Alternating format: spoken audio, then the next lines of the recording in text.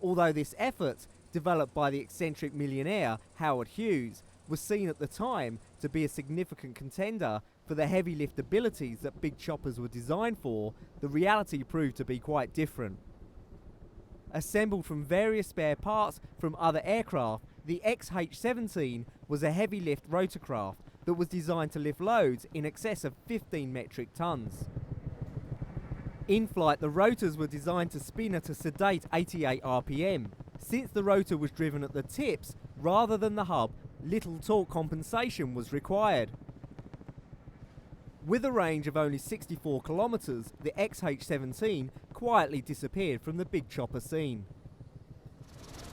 Other manufacturers had much more success, and the Sikorsky S-64, now known as the Ericsson Air Crane, has proved to be a reliable heavy lifter and firefighter. The air crane can be fitted with a 10,000 litre fixed retardant tank to assist in the control of bushfires, and it has achieved hero status fighting wildfires in Australia and many other countries across the globe. With various conflict zones worldwide, the demand for helicopters of a different kind has increased.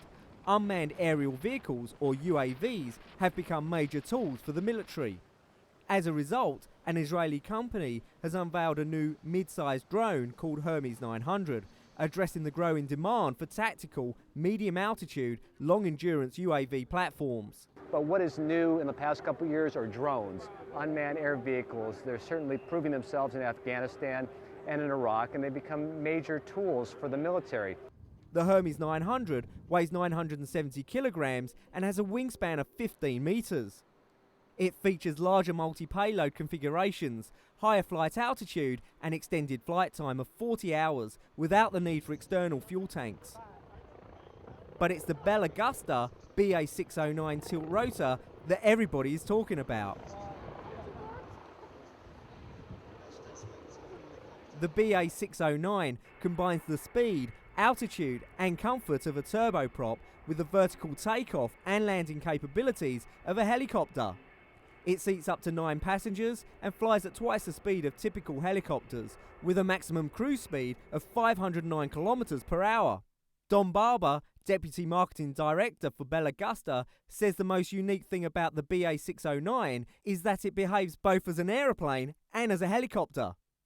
The aircraft can switch from one system to the other by directing its propellers back and forth, changing the lift from the propellers to the wings. The most unique thing about the 609, the BA609 tilt rotor, is that it behaves in flight both as a helicopter and as an airplane, as you typically would remember. It can go vertically in flight as a helicopter, and yet it appears like an airplane. The cabin is shaped much like an airplane. But then while in flight, the pilot can direct the propellers to go forward and change the lift from the propellers to the wing and go forward and fast as an airplane. Test pilot Herb Moran says its ability to combine the attributes of both a helicopter and a plane increases the range of its missions and capabilities. It could take off from point A without a runway and go to another point. It can just go a lot faster and further. So if you have wide open spaces across the ocean, say oil rigs, or in a place that doesn't have a lot of runways like Alaska or the Middle East, the deserts, you now don't need runways. You can go a long ways without runways. In the diverse world of helicopter operations, it's not only celebrities and jet setters who benefit from these unique vehicles. They've become indispensable tools for search and rescue, firefighting and military operations, all members of the Big Chopper Club.